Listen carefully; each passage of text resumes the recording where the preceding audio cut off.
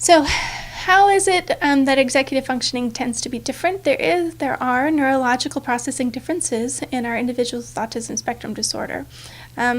So we hear a lot about this idea of poor attention or attention span, and sometimes it isn't so much that they have poor sustained attention, because if you give them that iPad game, they can attend to that for hours on end, right? So it's not that they don't have a poor sustained attention. Maybe it has more to do with their motivation or shifting rate.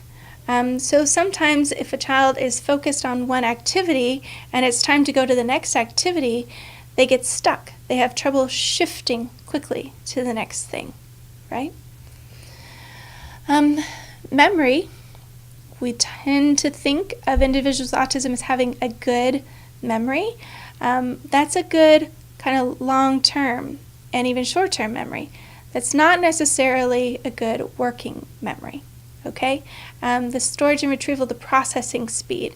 There is some recent research done with children with autism to find out that their auditory processing speed is significantly, like seconds different from our neurotypical processing speed of auditory information that comes in.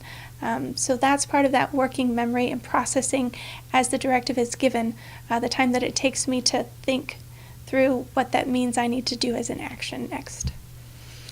Individuals with autism, their emotion system, the limbic system, we talk a lot about having difficulty recognizing and understanding emotions.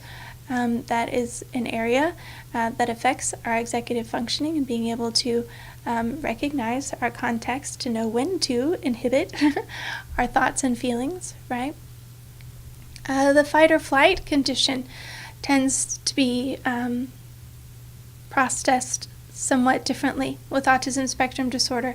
How quick to become anger, or how quick to make one of those, subdued or act out responses versus taking more time to try to problem solve and work through the situation prior to going to those, brainstem responses.